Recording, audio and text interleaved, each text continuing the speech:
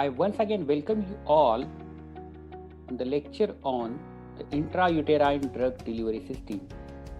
In this session, we will discuss the intrauterine devices and the applications of intrauterine drug delivery system.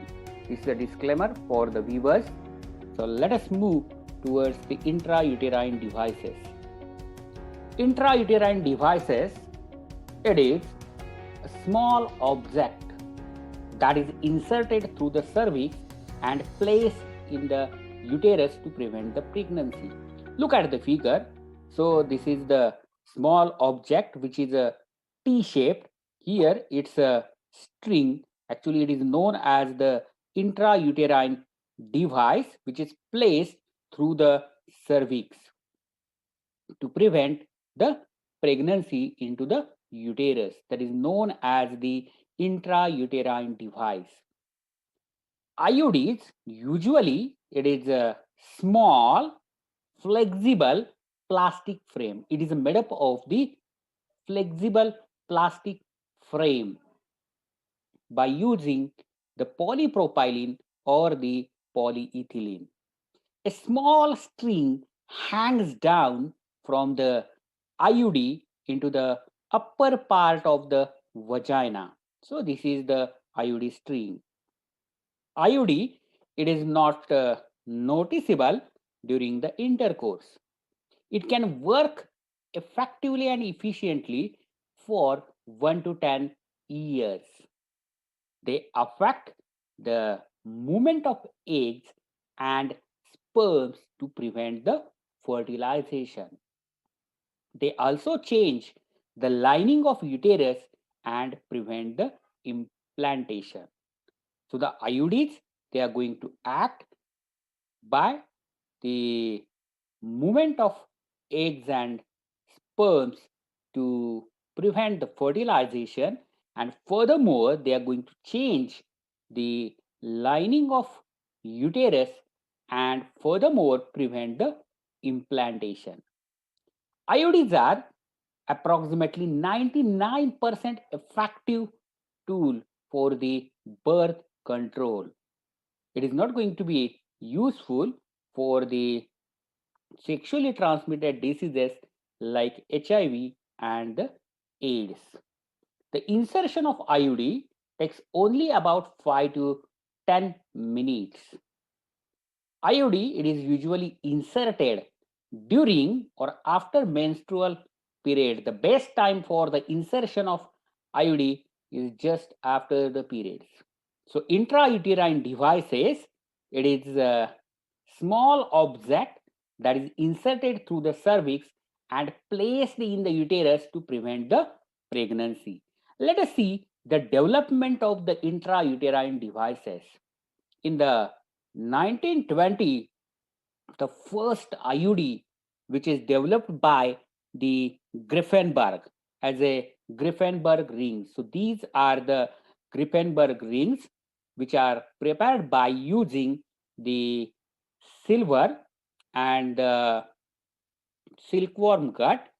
Then furthermore, the Japanese developed the Ota ring in the 1920. Furthermore, the Berenberg bow, it is developed. Thereafter, the Grafenberg ring, it is one of the tool, it is available for the birth control till 1930 with several modification. Later on, the lips loop, which is available in the 1950s, then the safety coil in mid 1960s. They are made up of the plastic. Furthermore, the Maslin spring in the late 1960s, then the Dalcon shield in the 1970, which is one of the failed product of the IUD. Then copper 7 in 1980, then multi-load in 1990s, and LNG IUS in 1990s, and later on the genetics. So in this way, the intrauterine devices developed starting from Grafenberg ring to the levonorgestrel intrauterine systems, that is also known as the hormonal devices. So let us see the development of the intrauterine devices. The first IUD was developed in 1909 by the German physician, that is Richard Richter. So this is the first IUD, and it is made up of the silkworm gut. Thereafter, the Karl Pust in 1920 used the silkworm ring with a stiff cervical extension of a tightly silk thread and a glass button to cover the cervix. So in 1920, the Karl Pust developed the intrauterine device by using the silkworm ring with a stiff cervical extension of a tightly silk thread and a glass button to cover the cervix. Later on, in the 1920s, Ernst Grafenberg designed the device by wrapping the silk around a silver wire. So these are the Grafenberg rings, and the Grafenberg wrapped the silk around the silver wire to visualize it using newfound X-ray imaging, and thereby not requiring a line of silk gut extending through the cervix. So this is a silk line, you can say. So this is the development made by the Ernst Grafenberg. Then later on, Hall and Stone created the stainless steel Hallstone ring. Then Teneri Ota also developed a silver or a gold IUD called the Persia or the pressure ring. Furthermore, it is also known as the Ota rings, which is developed in the Japan. First plastic IUD, which is developed by the Margulis, that is known as the Margulis coil or the Margulis spiral. So these are the Margulis spiral or the Margulis coil, which is introduced in the 1958. This device was somewhat large and causing the discomfort to a large proportion of women users, and had a hard plastic tail causing the discomfort to male partners. So this is about the Margulis coil. Later on, the lips loop came into the existence in the 1962, which is developed by the lips. So it is a slightly smaller device with a monofilament tail, and it gained the popularity over the Margulis device because of, as it is small in nature. Furthermore, Dr. Hugh Davis introduced the Dalcon shield. So this is the Dalcon shield, and here it's a Lipis loop. So the Dalcon shield in the 1968. But the Dalcon shield users reported severe pelvic infections and the perforation. After marketing of Dalcon shield, there are so many complaints related with the severe pelvic infections and the perforation, and furthermore, it is not used or it is completely erased from the market.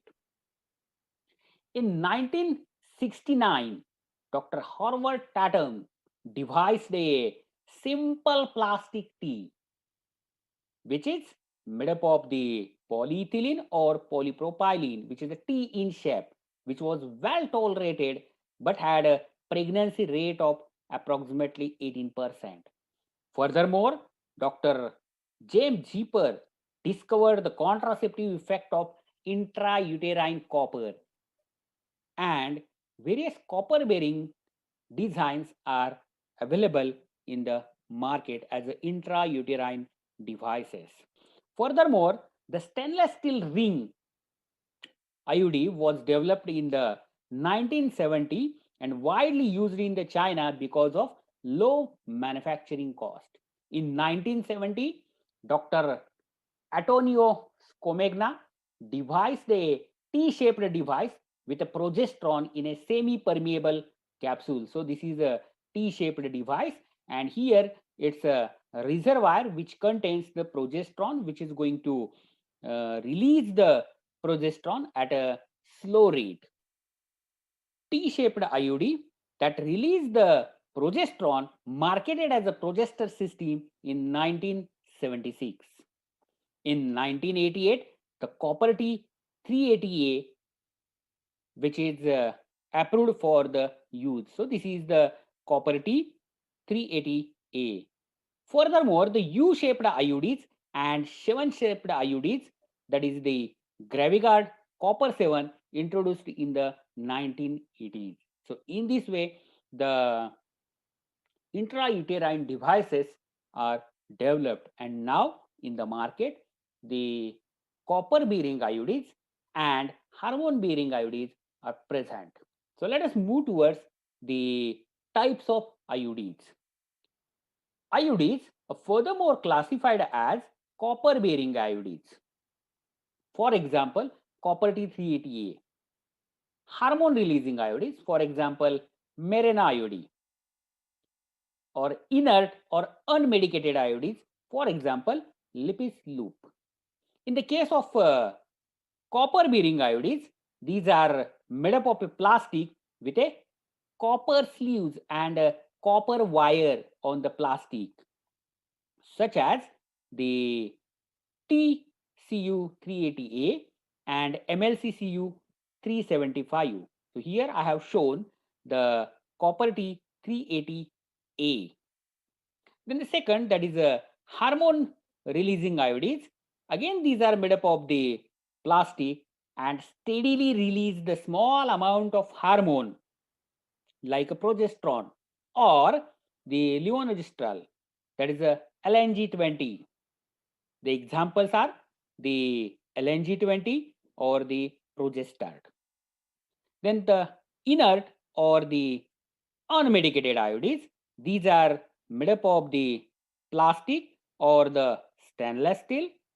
For example, Lipis loop or the Chinese stainless steel ring. Let us see the details of the copper bearing IUDs. Copper bearing IUDs, it consists of the copper wire or a copper sleeves which are put on the plastic frame. For example, T-shape, which is made up of the polyethylene. So this is the T, which is made up of the plastic. These are the arms and this is a stem. On the stem, the copper wire, it is placed. There are various types of the copper IUDs differ from each other by amount of copper. The initial copper IUDs were wound with a 200 to 250 square wire. For example, copper T200. So this is the copper T200, and on the stem only the copper wire is present. In the case of modern copper containing devices, which contains more amount of copper in the form of solid tubal sleeves rather than wire, and this increases the efficacy and lifespan of the IUD. For example, copper T380A. So copper T380A, it is a T-shaped device with a polyethylene frame holding approximately 380 square of exposed surface area of copper. The IUD frame contains the barium sulfate, which makes it radio opaque. So this is about the copper T380A. Copper T380AG, it is similar to copper T380A, except that the copper wire on stem has a silver core to prevent fragmentation and extend the lifespan of the copper. So that is the main difference between the copper T380A and copper T380AG. Copper T380 Slimline. So this is the product, that is the copper T380 Slimline. It has a copper sleeves flushed at the ends of the horizontal arms to facilitate its easier loading and insertion. The performance of copper T380, copper T380AG and copper T380 Slimline, it is same. Multi-load 375. So this is the multi-load 375 intrauterine device. It has approximately 375 square of copper wire wound around the stem. So this is a stem and approximately 375 square wire it is wound. The flexible arms are designed to minimize the expulsions. The multi-load 375 and copper TCU 380A are similar in their efficacy and the performance. Then the Novati, it is similar to copper T200. It contains approximately 200 meter square of copper. However, the Novati has a silver core to the copper wire. Then the flexible arms. So these are the flexible arms and a large flexible loop at the bottom to prevent the cervical perforation. So this is about the copper bearing IUDs and their products which are available in the market. Let us see the mode of action of the copper bearing IUDs. Look at the figure.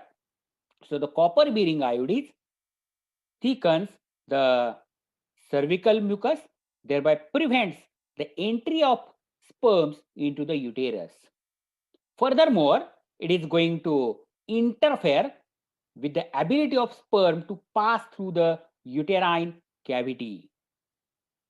It changes the endometrial lining, and lastly, it is going to interfere with the reproductive process before ova reach uterine cavity. So in this way, the copper bearing IUDs are going to act. So the copper bearing IUDs inhibits the sperm motility and block the activation of acrosomal enzymes in the sperm head needed for sperm to penetrate through the zona pellucida to enable union of the gametes. Copper slows down the movement of sperms within the woman's uterus and so prevent them from reaching the fallopian tubes and fertilizing the eggs. The device also stimulates a strong reaction in the wall of uterus which prevents the implantation of egg even if it is fertilized. So in this way, the copper bearing IUDs are going to act as a contraceptive. Let us move towards the advantages and disadvantages of the copper bearing IUDs. So the copper bearing IUDs are highly effective, they are safe and long acting. We are getting the effect up to 10 years. Women need to make only a single decision to use it, whereas the pill requires the daily decisions and condoms and spermicidals require decision with each act of intercourse. There are no hormonal side effects with the copper bearing or the inert IUDs. As it doesn't contain any hormone, so whatever the hormonal side effects are there, we are not getting when we are using the copper bearing IUDs. It does not react with any medicine the client may be taking, so it is ideal for those who are taking anti-epileptic as well as the anti-tubercular medicines. These IUDs are best used by those wanting a long-acting and prompt reversible method. Copper bearing IUDs also helps to prevent the ectopic pregnancy. Furthermore, they are not going to affect the quantity and the quality of the breast milk. It can be used by the lactating women. So if it is used by the lactating woman, the copper bearing IUDs, they are not going to affect the quantity and quality of the breast milk. The failure rate, it is very less, that is 0.6%. No hormone, and it doesn't suppress the ovulation, so you will get the real period. The highest rate of user satisfaction than any other type of the method. It can be used as emergency contraception within 5 days after unprotected sex. So these are the few advantages of the copper bearing IUDs. Let us move towards the disadvantages of copper bearing IUDs. As it is having some disadvantages like pelvic inflammatory disease, then menstrual problems, pain on insertion, then the copper toxicity, then the expulsion, then the pregnancy, and some common side effects. So the pelvic inflammatory disease, it is one of the major concern when we are using the copper bearing IUDs. So there is a greater risk of pelvic infection associated with the use of IUDs occurs at the insertion. Then the menstrual problem, so increased menstrual pain may accompany IUD use. So there may be the painful periods in the first 12 months, and the menstrual flow, it is going to be increased by 20 to 25%. So pain on insertion and up to a week afterwards. There may be the chances of pain on insertion and which last for the several weeks. Then the copper toxicity, there may be the chances of possibility of off balancing copper and zinc and causing the copper toxicity. There may be the chances of expulsion. IUD may come out of the uterus possibly without the woman knowing. So it may be due to the, if the IUD it is inserted soon after childbirth or a heavy menstrual flow, that may lead to the expulsion of the IUD. Half of the intrauterine pregnancies that occur with the IUD in place end in the spontaneous abortion. If the IUD is removed early in the pregnancy, the spontaneous abortion rate drops about 25%. And some common side effects we are getting by using the copper IUDs like painful periods, then cramping, discomfort during sex, spotting, possible expulsion and perforation, and disruption of vaginal microbiome causing BV and yeast infections. So these are the some of the disadvantages of the copper bearing IUDs. Let us see the hormone releasing IUDs. So hormonal IUDs referred to as intrauterine systems work by releasing a small amount of levonorgestrel, that is a LNG. The primary mechanism of action is making the inside of uterus fatal to sperm. They can thin the endometrial lining and potentially impair the implantation. Furthermore, they are going to reduce or even prevent menstrual bleeding and can be used to treat the menorrhagia, that is a heavy menses. Released drug from these hormonal IUDs primarily acts locally. There are so many hormone releasing IUDs are there, like progesterone and the levonorgestrel. So let us see first the progestasert. So progestasert, it is the T-shaped IUD. So look at the figure.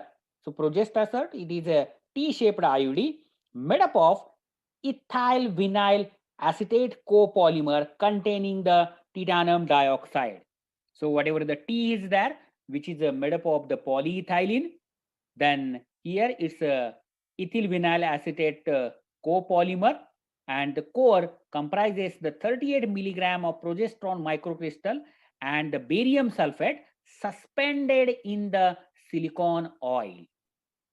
The vertical stem of the progestasert contains a reservoir of a 38 milligram progesterone together with the barium sulfate dispersed in the silicon fluid.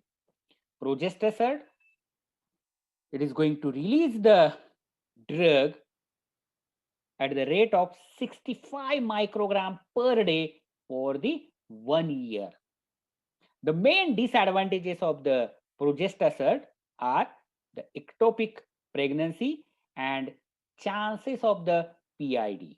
So this is about the progestasert. Let us see the levonorgestrel releasing IUDs. For example, Mirena or the Liletta. So these IUDs composed of a T-shaped, so here it's a T-shaped polyethylene radiopaque frame measuring approximately 32 mm by 32 mm. There is a hormonal cylinder which is composed of mixture of 52 milligram of levonorgestrel and the silicon polydimethylsiloxane. Furthermore, the silicon polydimethylsiloxane membrane controls the drug. So this is the intrauterine system components. These are the intrauterine system components. That is this is a T frame. Then here it's a drug reservoir, and this is the membrane, and this is the whole assembly of the Liletta. So from this device, the LNG, it is released during the first year at a rate of 20 microgram per day for 5 years. There are so many marketed products are there like the Mirena, Liletta and the Levocerts. Again, look at the figure. So here this is a T-shaped frame which is made up of the polyethylene. Then this is the steroid reservoir which comprises the 52 milligram of levonorgestrel, and this is the monofilament which is of a polyethylene removal thread to remove the IUD from the uterus. So this is about the Mirena or the Liletta levonorgestrel releasing IUD. It is going to release the 20 microgram per day levonorgestrel. Its size is approximately 32 mm by 32 mm. Let us see the Skyla or Jaides levonorgestrel releasing IUDs. It is smaller in both vertical and the horizontal dimension. Look at the figure. So the length of stem, it is 30 mm, and these arms, it is approximately 28 mm. So this is the T-shaped body which is made up of the plastic. It comprises the silver ring, right? And this is the drug reservoir, and here it's a removal thread. The T frame, it is made up of the polyethylene. The reservoir has only the 13.5 milligram of levonorgestrel wrapped around the stem. To distinguish the lower dose of the IUD on imaging from the higher dose versions like Mirena, a ring of 99.95% of pure silver which is placed on the top of the vertical stem close to the horizontal arms. There are two marketed products are available, that is Skyla in the US and in the worldwide Gyrus with a lower dose, that is a 13.5 milligram for 3 years, and it is going to release the levonorgestrel 8 microgram per day over the first year. So this is about the Skyla and Gyrus levonorgestrel releasing IUDs. Let us see the mode of action of the hormone releasing IUDs. Look at the figure. Hormone releasing IUDs, they are going to thicken the cervical mucus and preventing the passage of sperm into the uterus. So due to the thickening of the cervical mucosa, it prevents the entry of sperm into the uterus. Then furthermore, it is going to inhibit the sperm capacitation or the survival in the uterine cavity. And furthermore, it is going to alter the endometrium. So the hormone releasing IUDs act by thickening of the cervical mucus to blocking the entry of sperm into the upper genital tract. Then it is going to suppress the ovulation approximately 50% cycles. It is going to inhibit the sperm capacitation or its survival in the uterine cavity, and it is going to alter the endometrium. So in this way, hormone releasing IUDs are going to act. Let us see the differences between the Mirena, Liletta, Skyla, and Paragard. So the Mirena, Liletta, and Skyla, these are the levonorgestrel containing IUDs, that is a hormonal IUDs, and Paragard, it is a copper bearing IUD. In the Mirena, approximately 52 milligram of levonorgestrel is present. In the Liletta, it is 52, but in the Skyla or Gyrus, it is a 13.5 milligram of the levonorgestrel. The frame size of the Mirena and Liletta, it is same, that is a 32 mm by 32 mm, whereas Skyla Gyrus, it is having a frame size of 28 mm by 30 mm. The string color in the case of Mirena and Skyla, it is brown, whereas the Liletta, it is blue in color. And Mirena, it is going to work for the 5 years, Liletta for 3 years, and Skyla for the 3 years. Apart from these hormone bearing IUDs, the Paragard, which comprises the 380 mm square of the copper, its frame size, it is 32 mm by 36 mm, and it is going to work efficiently for the 10 years. Let us move towards the advantages of the hormone releasing IUDs. As this hormone releasing IUDs does not contain the estrogen, the failure rate of the hormone releasing IUDs, it is approximately 0.7%, which is on the lower side. It can stay in the uterus for approximately 5 years. Users have a lower blood levels of the levonorgestrel, which is a better compared to the pills, implants, and the injection. It doesn't aim to suppress the ovulation. Furthermore, it lightens the heavy periods by 90%, and it may decrease the endometriosis and precancerous uterine cells. So these are the few advantages of the hormone releasing IUDs.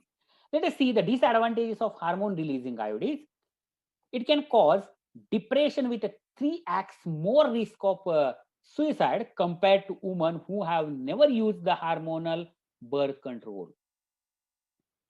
50% of women experience the longer periods, then risk of perforation and expulsion of device, then 22% increased risk of the breast cancer compared to the non-hormonal contraception devices. There may be the chances of pelvic inflammatory disease, that is a PID, and which causes furthermore the ovarian cyst.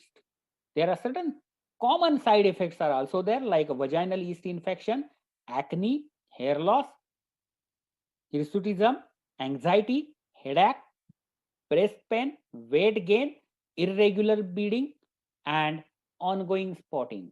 Apart from these disadvantages, the hormone bearing IUDs are costlier than the copper bearing IUDs.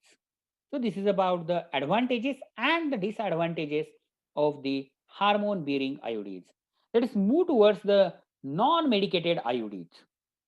So non-medicated IUDs, it does not contain any bioactive compound, and it is made up of the inert material like stainless steel or the plastic.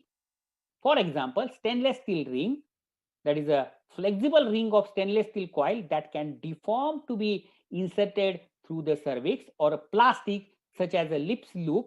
So this is the lips loop, and say this is a stainless steel ring. So in the case of lips loop, which can be inserted through the cervix in a cannula and takes a trapezoidal shape within the uterus. So it is less effective than the copper bearing IUDs or the hormone bearing IUDs, with a side effect profile similar to copper bearing IUDs. They exert their contraceptive action by producing a sterile inflammatory response in the endometrium by its mechanical interaction, and further inducing a local foreign body reaction which makes the uterine environment hostile both to sperm and to the implantation of an embryo. So these IUDs have a higher rate of preventing pregnancy after fertilization instead of before fertilization compared to copper and hormonal IUDs. So this is about the non-medicated IUDs. Let us see the applications of the IUDs. So it can be used for the contraception. It is going to protect against the pregnancy related health issues. It can be used safely immediately after abortion. Then furthermore, it can be used for the emergency contraception. It can be used as an adjuvant treatment modality for intrauterine adhesions. Furthermore, it is beneficial in the intrauterine adhesions or the Asherman syndromes, especially when combined with the other ancillary treatment.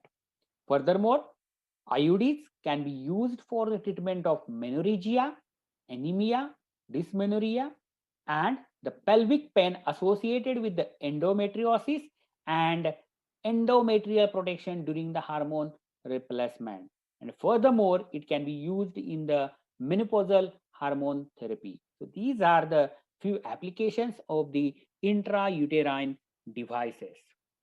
So in the intrauterine drug delivery system, we have discussed the introduction to intrauterine devices, then the definition, furthermore the advantages and disadvantages of intrauterine drug delivery system. We have discussed the anatomy of the uterus, then historical background and development of the intrauterine devices along with the details of the copper-T and hormone-bearing IUDs and the non-medicated IUDs. And at last, we have discussed the applications of intrauterine drug delivery system with specific to the intrauterine devices. So these are the few references I have referred for this presentation. Thank you very much.